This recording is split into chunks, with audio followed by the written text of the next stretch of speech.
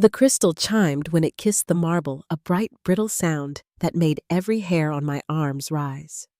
Daniel's hand hovered near my elbow, as if guiding me, though the pressure felt more like a warning than a kindness, and Lorraine's smile had that practiced sweetness that always left a sting.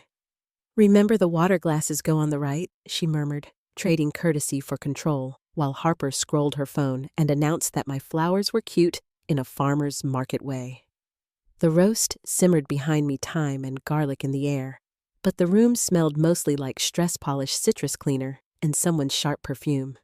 I set a fork, moved it, reset it, and watched my husband straighten his tie in the mirror like he was rehearsing a victory speech.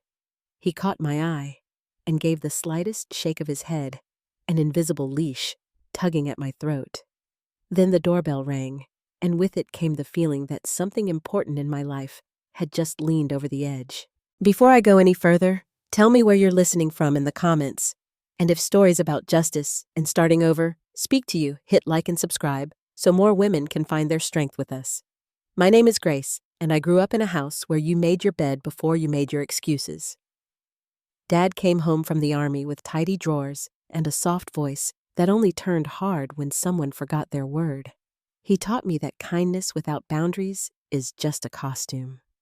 I paid for nursing school with double shifts and lukewarm coffee, and I learned to steady my hands around frightened parents and tiny fingers. I liked the simple holiness of care, warm blankets, measured doses, the quiet heroism of showing up on time and staying until it's done.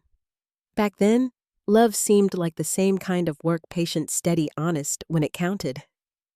I met Daniel at a hospital fundraiser in a rented ballroom strung with white lights. He had the easy laugh people trust in courtrooms, a suit that fit like good news, and a way of asking about my patients that felt like listening. We were an unlikely pair. He came from golf clubs and vacation homes. I came from a brick duplex and Sunday casseroles. But at first, the distance between our worlds looked like a bridge, not a wall. He told me I was grounding the way surgeons say a hand is sure, and I believed we would lift each other in the best directions. By the time I said yes, I had a ring and a map of a life I thought we'd share. Our wedding looked like a magazine spread, tasteful and expensive, a clean line of white down the aisle to a promise I meant with all my heart. Dad wore his dress blues and winked at me like he could carry the whole day if my knees wobbled, and Lorraine kissed both my cheeks, leaving a powdery imprint that felt like a stamp of approval. Daniel and I danced to a slow song I still can't play without tasting champagne, and he whispered that I made him brave enough to want more. The apartment became a house, and my shift work became a schedule that bent around his meetings, and for a while, it all felt like cooperation. If I was a little tired, if I missed a book club or two, that seemed like the ordinary sacrifice of building something together. The first adjustments were small, and it would have been petty to protest them. Lorraine offered little fixes in the tone you use for a crooked picture frame, a different dress for a firm event, a better china pattern because ours looked student, a gentle suggestion that nurses don't need to take weekend shifts because people will wonder. Harper introduced me to a photographer who could make our living room brand ready, which somehow involved packing my grandmother's quilt into a box labeled storage. I told myself her world had a language I could learn, a soft R in every sentence, and a preference for neutral tones. When Daniel said it mattered, I wanted to matter with him. I kept seeing the man I'd married, even when small shadows pooled around the edges of us. He could be tender in the mornings, warm hand at my back, and that sleepy grin that asked for one more minute before the day took him.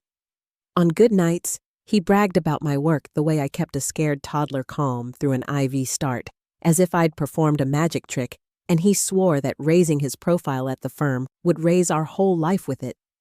Still, sometimes, a single comment clipped the air like a thread. "Don't ramble at dinner. Let Mom handle decor. She's better at it. You don't have to pick up extra shifts, what would people think?" They were little nothings. I told myself not the hill to die on. By the time the promotion dinner arrived, our house gleamed like it had been staged for sale. I had spent the day cooking Daniel's favorites, the kitchen warm and rosy with oven heat, and the lemon scent of a floor I'd mopped twice. Lorraine floated from room to room with a flute of something pale, tilting picture frames, a degree here, a degree there, as if the night itself could be balanced into perfection. Harper practiced her smile in the hall mirror and declared the centerpiece fine, which I chose to interpret as progress. Daniel checked his watch, then checked me and murmured, "Be gracious and brief," as if my voice carried a timer only he could see. I told myself it was just dinner, that I could hold my shape under a table set for performance. I smoothed my dress, felt the familiar weight of my locket against my collarbone, and reminded myself that I helped little hearts learn bravery every day. The door opened to Mr. and Mrs. Braxton, all kindness and practiced ease, and for a moment, hope spread through my chest like warm light. When his wife asked what I did at the hospital, I saw Daniel's warning in the smallest tightening of his jaw. I smiled anyway, took a breath, and let my first sentence find the air. The night of the dinner left me unsettled. I replayed every word spoken around that table the way Mr. Braxton's wife had leaned toward me with genuine interest, only to have Daniel cut in as though I had overstepped. For a brief moment, when I spoke about one of my patients, I felt like myself again, confident, purposeful, seen. Yet the car ride home was silent, and Daniel's knuckles tightened on the steering wheel, as if the quiet itself was a rebuke. I knew something was changing between us, though I couldn't yet name it. The first signs appeared in the smallest of things, the details no one else would notice but me. 6 months after our wedding, Daniel held a grocery receipt between his fingers, like it was evidence in a case. His voice was measured but sharp when he asked why I had spent so much. I explained it was the same as usual, just a little more because I'd bought steaks he liked. $80 for a week of food felt modest to me, but Daniel insisted it was about principle, not cost. He worked tirelessly, he said, while I spent without thinking. I agreed to be more careful, wanting to ease the tension, and his smile returned, as though the storm had never been there. That was the first crack, though. At the time I told myself every marriage had them. The second came when I asked about taking a few extra shifts at the hospital. I thought it would help me grow professionally and keep me close to the work I loved. Daniel didn't look up from his laptop when he told me no. His wife did not need to work weekends, he said. People might think he couldn't provide. I explained it wasn't about money, that I loved nursing and wanted to expand my skills. But he cut me off with the same phrase he always used when there was no room for compromise. It's about priorities. His career came first, and he needed me at home to support him. I swallowed my disappointment, convincing myself that sacrificing my ambitions was part of being a good wife. Lorraine's influence threaded itself into our marriage in ways that made me feel like an intruder in my own home. At family dinners, she would smile sweetly as she inspected my dress, always finding something to note. "Practical," she said, once her tone dripping with dismissal when she learned I'd bought something from a store she considered beneath their circle. Daniel laughed lightly and reminded her not everyone could shop at designer boutiques. His words carried no defense, only amusement at my expense. I'd saved carefully for that dress, believing it beautiful only to feel small under their gaze. Harper chimed in with offers to take me shopping to help me find my style, her voice cheerful, but her eyes sharp. I nodded politely, my gratitude sounding hollow even to my own ears. These moments multiplied, each one carving a little deeper into me. Daniel often excused his mother's barbed comments as concern for appearances. "She just wants us to present well," he'd say, as though I should be grateful for her constant criticism. I tried to remind myself of the man I'd fallen in love with, the man who had once celebrated my compassion and strength, but that version of Daniel seemed to retreat further with each passing month. Instead, he became the man who explained away my shortcomings in front of guests, saying I was still learning to cook for a crowd, or that I hadn't yet developed a decorator's eye. Every casual dismissal left me shrinking further, becoming less visible even in my own home. One evening, after a long shift at the hospital, I returned to find our bedroom unrecognizable. The walls had been repainted, the furniture rearranged, and every trace of my personal touch erased. The quilt my grandmother had stitched by hand, the one piece of her I had carried into this marriage, was gone. I found it stuffed into a garbage bag near the door. Lorraine's voice drifted down the hallway, bright with satisfaction, as she called me upstairs to see the transformation. The room gleamed with expensive fabrics and muted tones, but it felt sterile cold, like a showroom instead of a home. I whispered about my grandmother's quilt, and Lorraine brushed it aside as if it were a rag. Daniel came home to find me sitting on the bed with the quilt in my lap, tears streaking my face. He didn't rage at his mother, didn't defend me, didn't even understand why I was upset. "It's just a blanket," he said, gesturing at the polished room around us. "Look what she's done for us. We should be grateful." Grateful! The word tasted bitter, and I swallowed it like poison. I began to wonder if I had lost more than just my voice in this marriage. Nights lying awake beside Daniel, I would stare at my phone and hover over my father's number. Samuel Whitaker had lived a life built on discipline, duty, and honor. He had walked me down the aisle with his chest full of medals and his eyes full of pride. I imagined what he would say if he knew how quiet I had become, how carefully I moved through a house that was supposed to be mine. But I never pressed call. I told myself I was being dramatic, that marriage required sacrifice, that families had complicated dynamics. Still, the thought lingered like a silent companion. If I did call my father, would not hesitate to stand for me. The Braxton dinner had been meant to crown Daniel's career with a promotion, and in many ways it did. The evening went smoothly on the surface, laughter filling the air, crystal glasses catching the light. I worked tirelessly behind the scenes, making sure every dish arrived warm, every place setting was perfect. Lorraine hovered adjusting centerpieces and rearranging silverware, her disapproval thinly veiled behind polite smiles. Harper commented that my flowers were too tall, then returned to filing her nails while I plated appetizers. I carried on quietly, trying to ignore their remarks, focusing instead on ensuring Daniel's night unfolded as he hoped. When Andrea Braxton asked about my work, her tone was warm and genuine, and for the first time in weeks, I allowed myself to speak openly. I described the children I cared for, the fears I helped soothe, the moments that reminded me why I had chosen nursing. Andrea listened intently, nodding, and I felt a spark of pride bloom in my chest. Then Daniel cut across my words, dismissing my role as little more than basic bedside care. His laugh carried a practiced charm, but the sting of his words settled heavy in me. Andrea's expression faltered, and her husband gently redirected, giving me space to continue.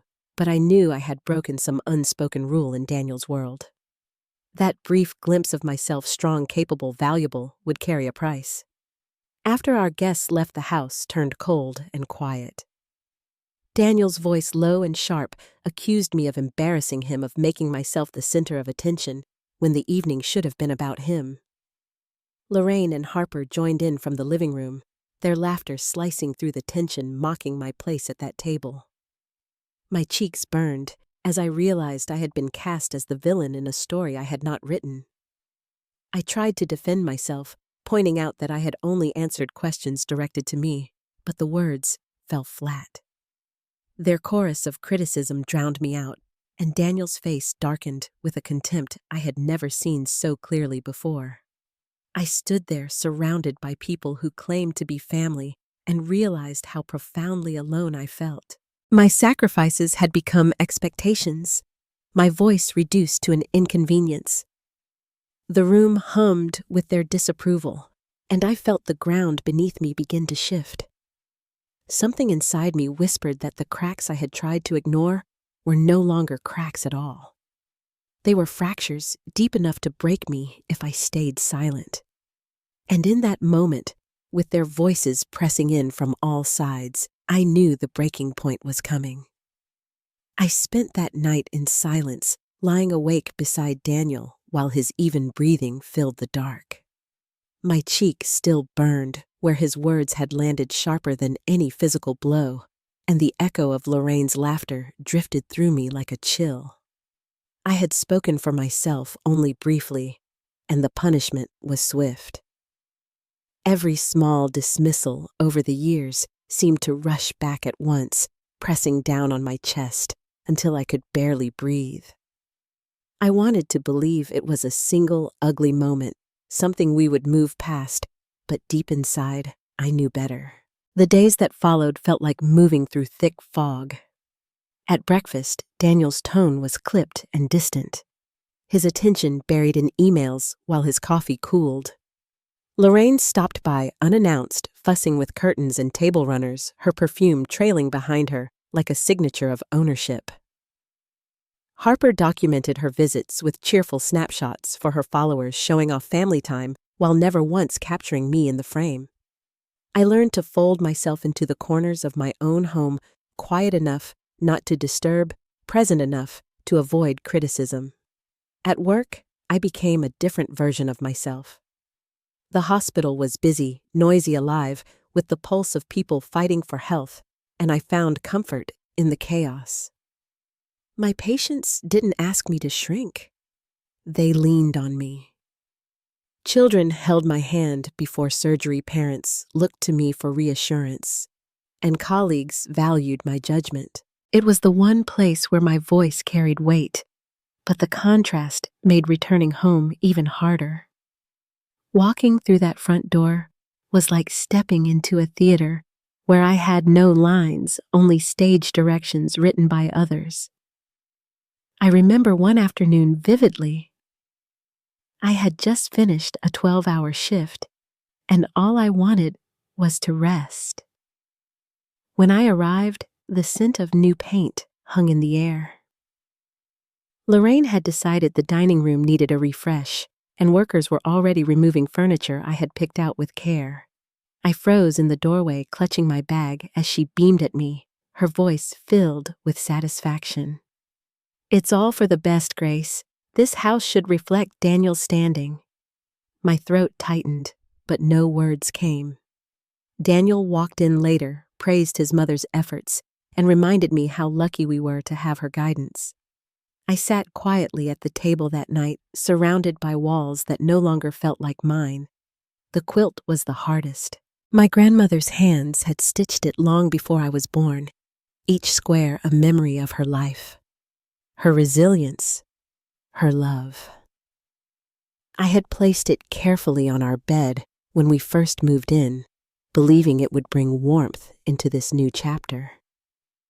The day I found it crumpled in a garbage bag near the door, my breath left me. Lorraine's explanation was simple. It was old and shabby. Daniel only nodded, calling the room sophisticated now. I held the quilt in my arms and realized that the last tangible piece of my own history had been dismissed as clutter. I cried that night in the bathroom, muffling the sound against a towel so no one would hear. My reflection in the mirror was almost unrecognizable. Hollow eyes, lips pressed tight. A woman who had been slowly erased. I thought about my father then, about the pride in his gaze when he walked me down the aisle. I imagined him standing in this house, seeing what I had become. My hand hovered over my phone, Samuel's number glowing on the screen. I didn't call. I couldn't yet admit that I had lost myself. The humiliation continued in subtle but cutting ways. At a family barbecue, Daniel joked loudly that I couldn't grill without burning everything, even though it had been him who charred the chicken. Harper laughed, adding that I should stick to easy casseroles. Guests chuckled politely while my face burned. Another evening when neighbors complimented the roses I had tended in the yard, Lorraine quickly explained that the gardener she recommended deserved all the credit. My efforts vanished in the space of a sentence, and Daniel didn't correct her. At times, I almost convinced myself that enduring it was easier than fighting back. smiling through the comments, pretending not to hear, offering thanks when none was deserved. It became second nature. But each time I gave away a piece of myself, I felt the emptiness grow. I wondered how many pieces I could surrender before nothing was left. One night, after another argument about money, Daniel left the room with a slam of the door. I sat alone in the quiet, my hands shaking as I picked up the scattered receipts he had thrown across the table. I traced the ink, the small notations I had made, the careful way I tried to balance everything. It struck me then that no amount of carefulness would ever be enough. The rules were designed to shift to keep me off balance. I began to watch them more closely, not in anger, but in observation. Lorraine's constant adjustments weren't about elegance. They were about control. Harper's cheerful posts masked her eagerness to please her mother, no matter the cost. Daniel's criticism wasn't about my failings. It was about his need to stand taller by making me smaller. Seeing it clearly did not lessen the hurt, but it planted something in me, a quiet recognition that I was not the problem they painted me to be. The hardest part was pretending for those outside our home. At work, I laughed with colleagues, shared stories about patience, and gave no hint of the weight I carried. When friends invited me to lunch, I made excuses about busy schedules. I couldn't risk them glimpsing the cracks. It was easier to be alone than to face their questions. My silence became its own cage, built from shame and fear that no one would believe me. Still, small moments of strength surfaced when I least expected them. A young patient once asked if I was scared of the dark, and I admitted quietly that I was more afraid of losing myself. His eyes widened, and he whispered, "Then don't." It was a child's simple truth, but it stayed with me long after he was discharged. By the time the next dinner party came, my nerves were stretched thin. I had rehearsed my smiles, chosen a dress that Lorraine couldn't easily mock, and prepared dishes exactly to Daniel's liking. Yet I felt the dread settle heavy in my stomach as guests began to arrive. Every clink of glass, every polite laugh felt like a reminder that I was playing a role I hadn't chosen. That night, when Andrea Braxton turned to me again with kindness in her eyes, asking about my work, I felt the weight of every silenced moment pressing at my throat. For once, I let the words slip free, even knowing the price. And as I spoke, a spark lit in me, fragile but undeniable, that whispered, I couldn't go on like this forever. The room cooled around me after Daniel's interruption, but I barely heard him. For the first time in years, I heard myself. And that was the beginning of the shift, the moment when quiet suffering began to transform into something else entirely. The night of that dinner party settled into me like a bruise that would not fade. Andrea Braxton's kindness had lifted me for a fleeting moment, but Daniel's interruption cut the air as sharply as a blade. When the guests left and the front door shut behind them, the room fell into a silence that seemed louder than their laughter had been. I stood in the foyer, clutching empty glasses, waiting for Daniel to speak. But he only stared at me with a controlled fury that left no space for explanation. "What was that?" he asked, his voice low and sharp. I tried to answer honestly, telling him I had simply responded when Andrea asked about my work. His jaw tightened as though I had confessed a betrayal.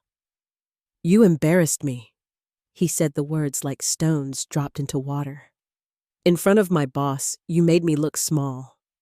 My chest burned not from his accusation, but from the realization that nothing I had said or done could have been interpreted as an insult. It wasn't about what I had said. It was about the fact that I had spoken at all. Lorraine appeared, then wineglass in hand, her tone dripping with false sympathy. "I warned you, Daniel," she said. "She doesn't understand her place." Harper laughed softly from the couch, her phone lighting her face as she scrolled.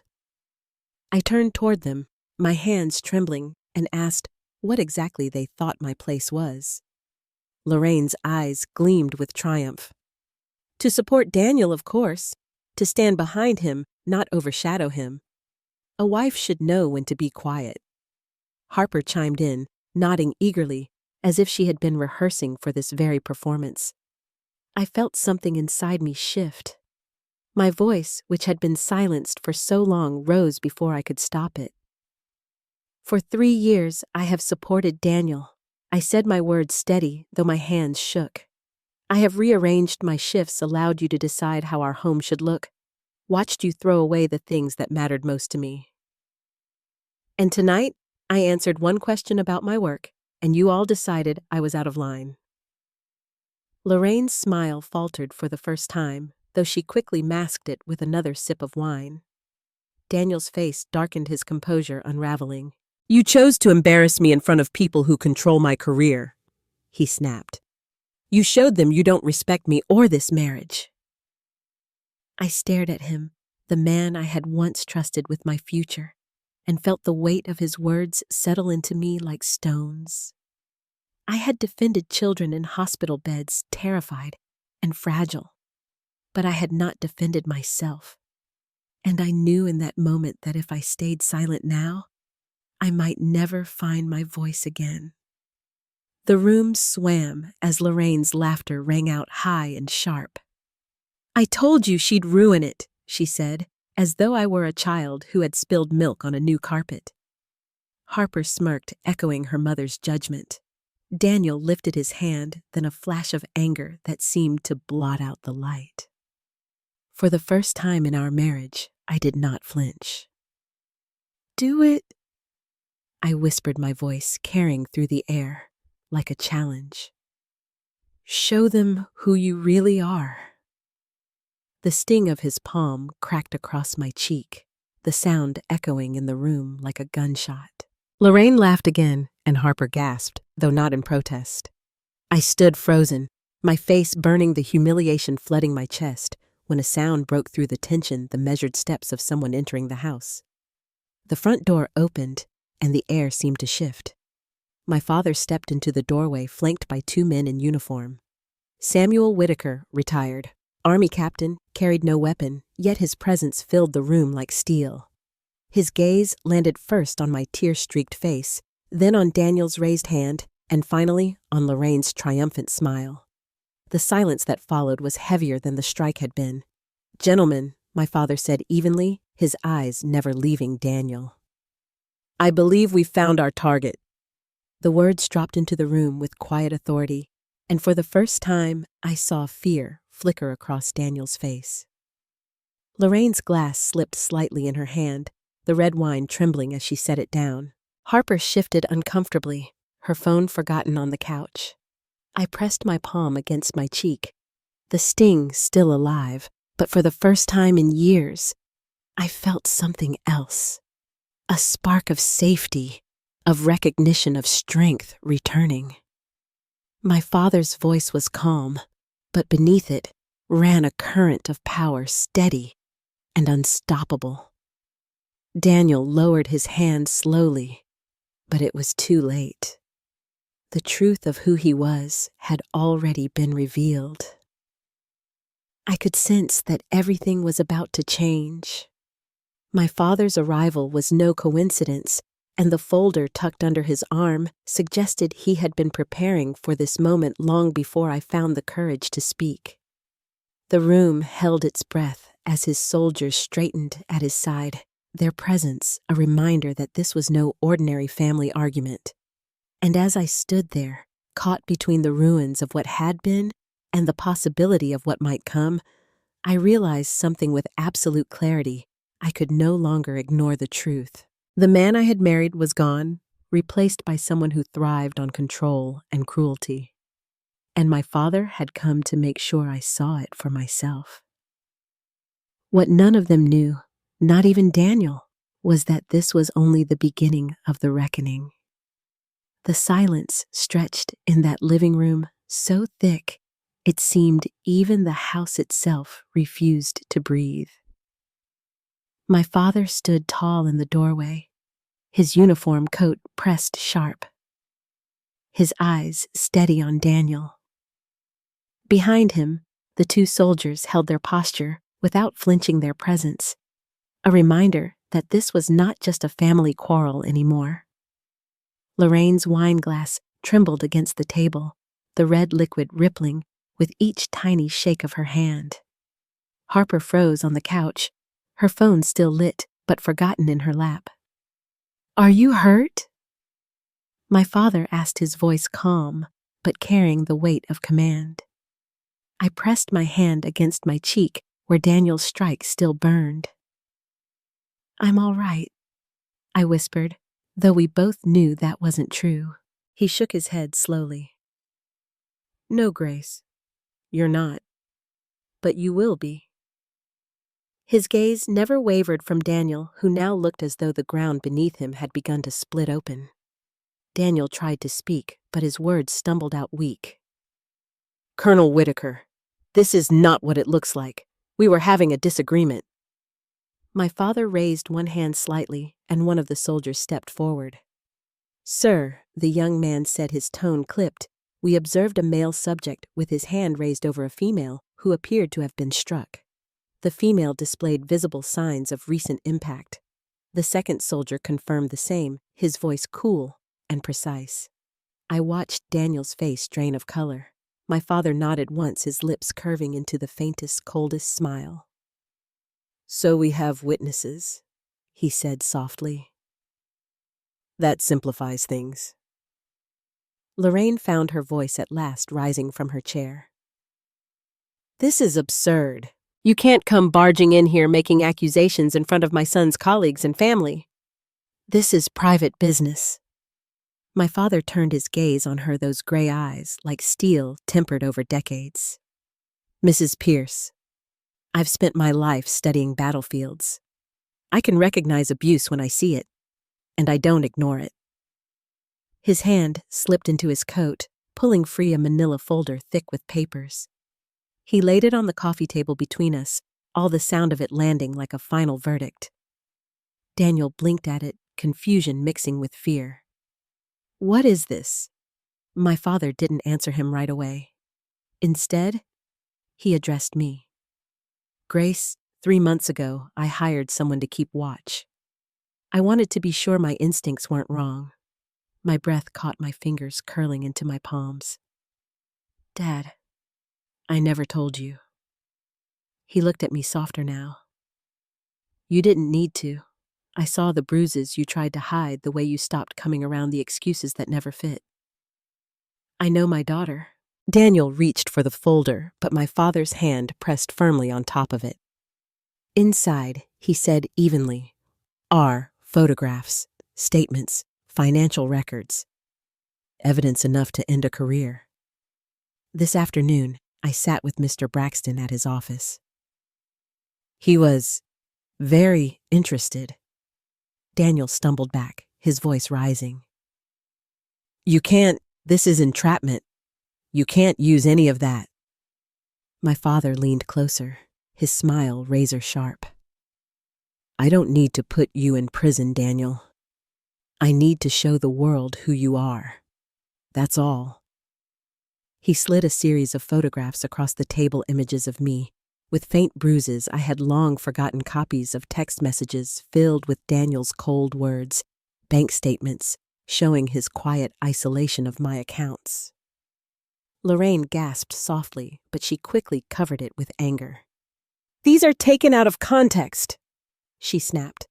My father didn't even look at her. "Context doesn't change the truth." My pulse pounded in my ears as he turned each page, his voice steady, as he laid out the chain of my husband's control.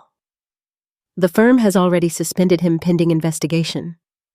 The country club will be reviewing your membership, Lorraine." "And Harper?" He paused, his eyes locking on her.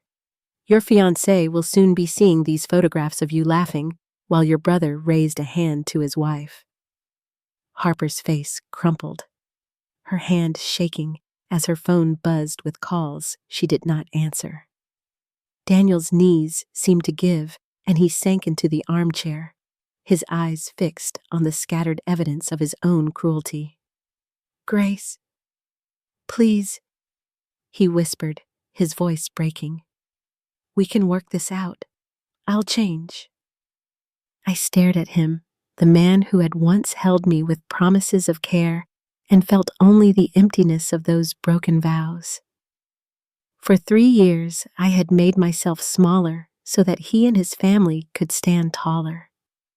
I had given up my voice, my confidence, my peace, and here, surrounded by the consequences of their own choices, I felt something stir in me that I had thought long gone.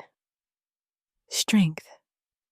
I reached up, pulled the wedding ring from my finger, and set it down on the table beside the photographs. The diamond caught the light for a brief moment before going still nothing more than glass in a room full of lies. This marriage is over, I said quietly, but my voice did not shake. You had 3 years to choose respect.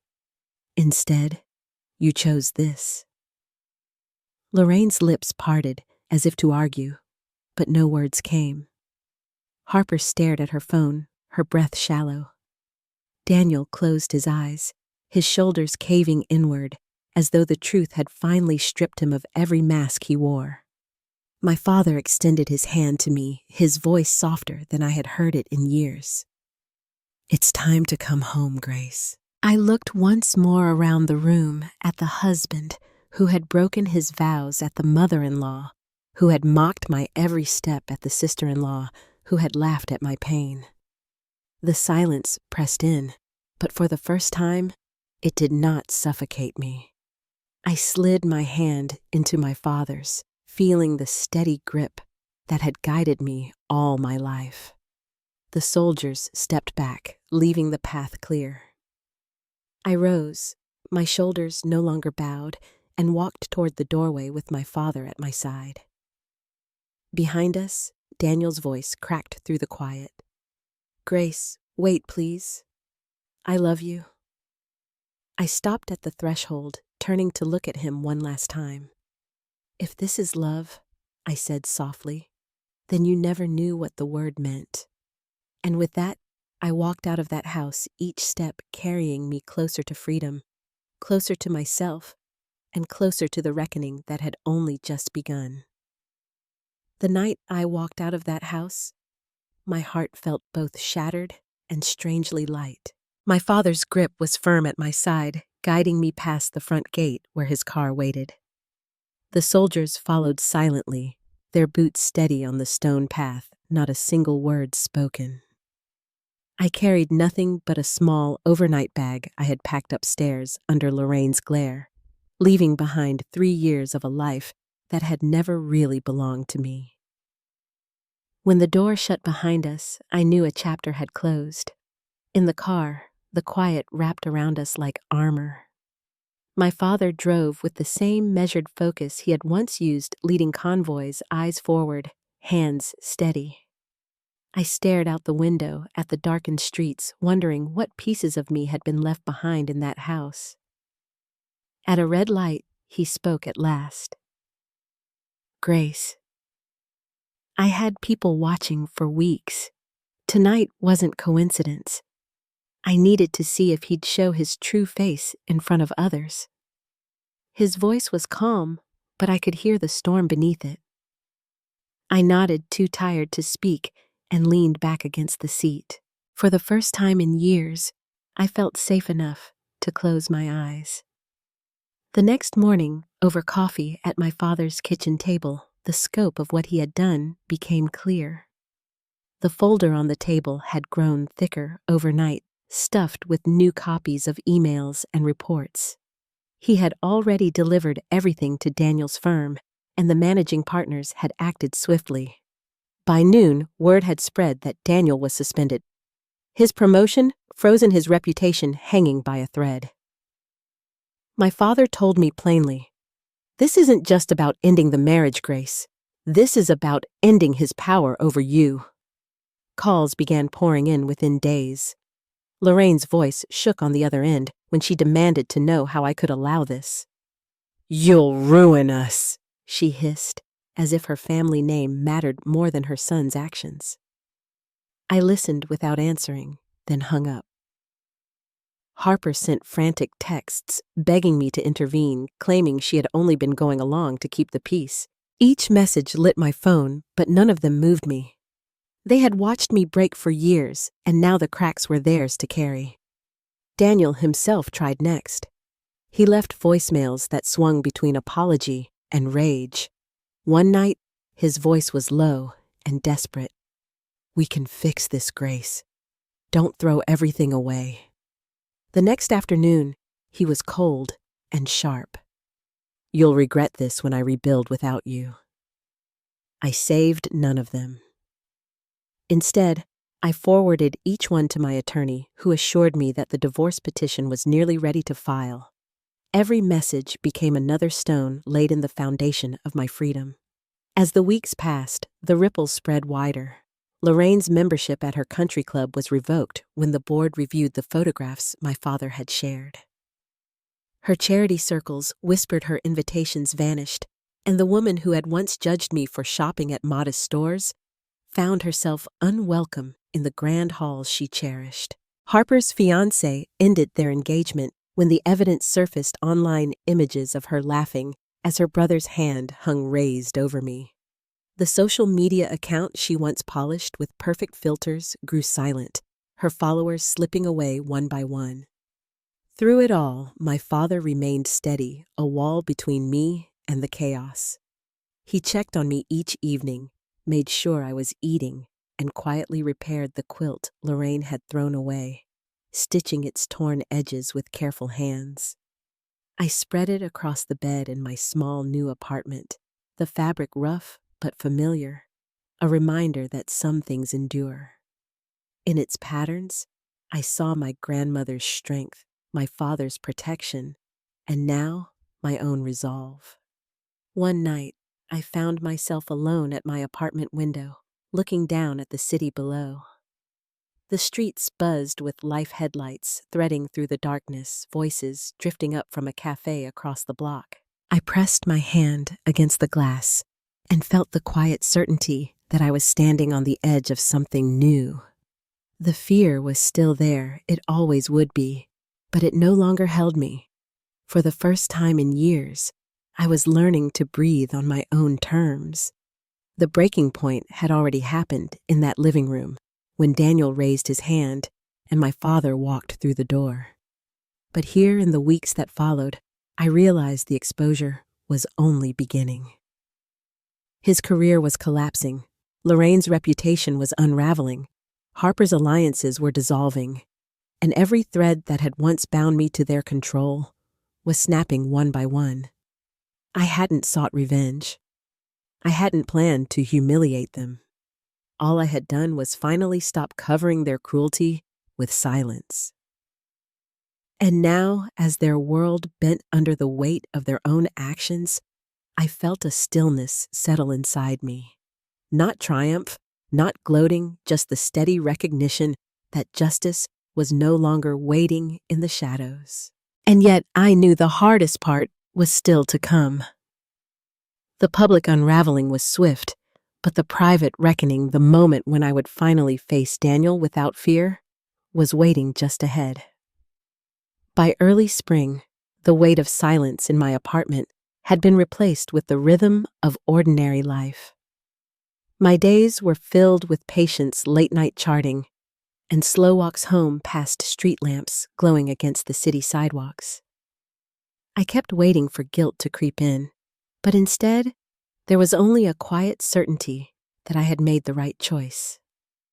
Justice was unfolding, not through anger, but through the steady unraveling of everything Daniel and his family had built on cruelty. News of his suspension spread quickly through legal circles. By the time my attorney handed me the official notice of termination, Daniel's name was already attached to whispers of misconduct and client complaints. His photograph, once displayed on the firm's glossy website, vanished overnight. I sat in my kitchen with the document in my hands, tracing the embossed letterhead with my fingertip, and realized that his career, the one thing he had valued more than anything, even me, was gone. Lorraine's fall came just as swiftly. Her country club board issued a formal letter citing her complicity in fostering an environment of abuse. Membership revoked.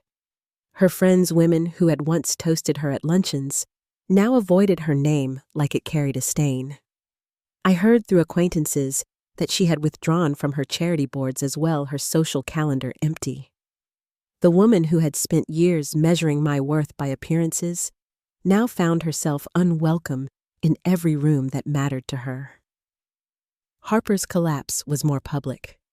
Photographs from that night, her laughter captured beside her brother's raised hand, spread across social media. The account she had curated so carefully turned against her, flooded with comments she could not control. Her engagement ended quietly, but her silence on the matter was loud enough. I saw her once, months later, slipping out of a cafe with sunglasses pressed tight against her face. She didn't see me, but for the first time, I saw her as someone stripped of the armor she had always worn. Daniel tried again to reach me, this time through my lawyer. He offered settlements, promises of counseling, even declarations of undying love scrawled in desperate letters. Each one was returned unanswered. I read none of them. The divorce moved forward without my voice needing to argue or explain. My attorney told me more than once, "He's crumbling, Grace. You don't need to push, the truth is doing it for you." The day the decree was finalized, I stood outside the courthouse with the papers in my hand. The sky was clear, a pale blue stretched wide overhead, and the air carried the first hint of summer warmth. My father was waiting at the curb, leaning against his car.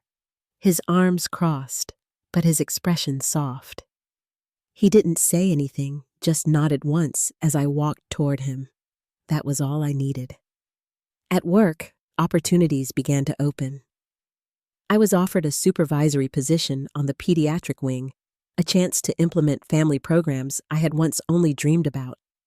The promotion came with recognition I hadn't sought, colleagues congratulating me in hallways, patients' families sending cards of thanks. When Andrea Braxton called to invite me to speak at a women's leadership conference, I hesitated only briefly before accepting. Her voice carried the same warmth it had that night at the dinner table, and I realized she had seen something in me even when I couldn't.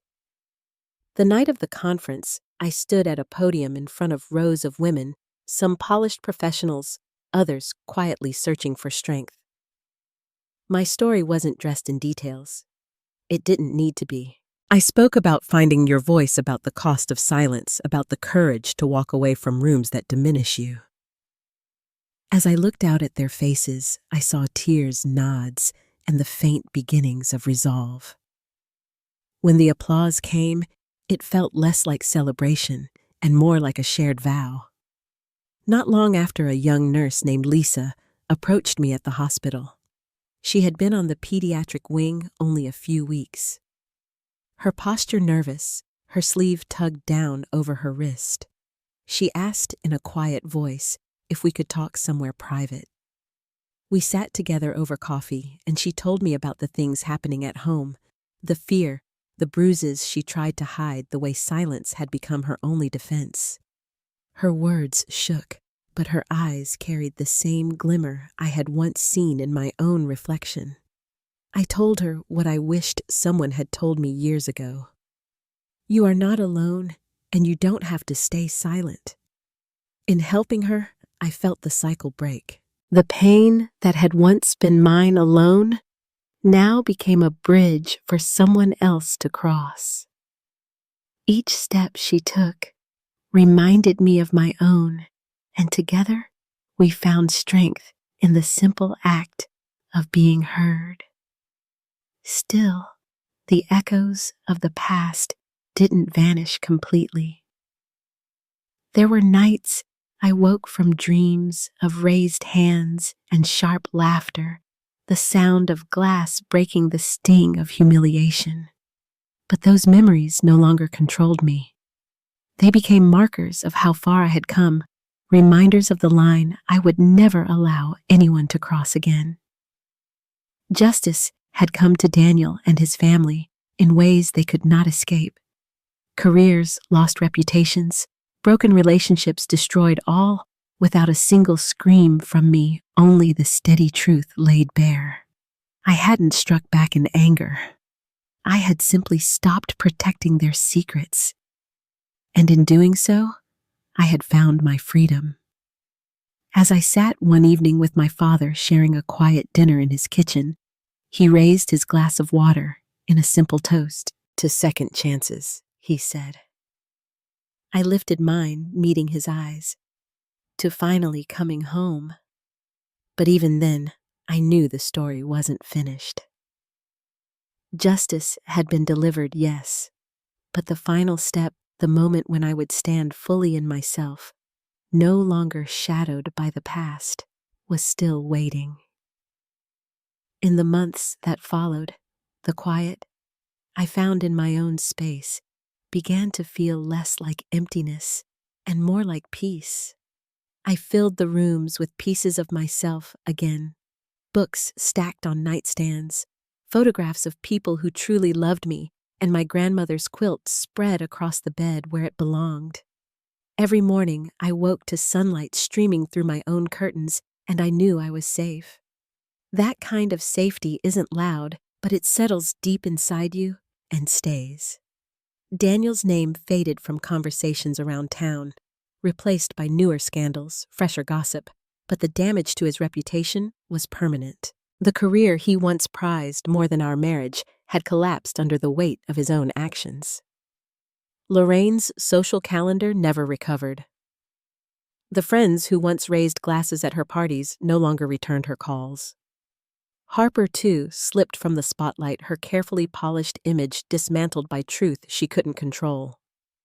Their downfall wasn't something I celebrated loudly, it was simply the consequence of the lives they chose to live. Meanwhile, my own path grew brighter. At work, I leaned fully into the role I had earned, guiding younger nurses and building programs that helped families in moments of fear and fragility. Each small success reminded me that my worth had never been tied to someone else's approval. Speaking at that conference showed me just how many women carried stories like mine tucked away in silence. When I spoke about finding your voice, I wasn't only speaking for myself anymore. I was speaking for all of us who had ever been told to stay small. Lisa became one of those reminders. Watching her step into her own strength, watching her run her own support group with confidence reminded me how far I had come. The girl who once whispered her fears over coffee had grown into a woman who now offered others a place to be heard. It made me realize that survival is never just about one person. It creates ripples, giving others courage to take their first step. One afternoon, I stood in the hospital garden, the same place where I had once made vows to myself, and I thought about everything that had changed. My father's steady presence had been my anchor, but it was my own courage that had carried me through. I had lost years in a marriage that tried to erase me, but in leaving, I found a version of myself that was stronger than I had ever imagined. If there is one lesson this journey etched into me, it's that silence is never safety. Staying quiet doesn't shield you. It only hands your power to someone else. Real safety comes from reclaiming your own voice, from standing tall even when your knees shake. Dignity isn't something another person grants you. It's something you hold on to even in the darkest rooms. So, as I close this chapter, I think less about the family that tried to break me and more about the life I built once I walked away. I think of my patient's smiles, my colleagues' respect, my father's pride, and the quiet strength I now carry in every choice I make. And I know this, no one can diminish me again. Before we close, I'd love to know what part of this journey spoke most to you. Share your thoughts in the comments, and if you'd like to hear more true family stories, stay connected here.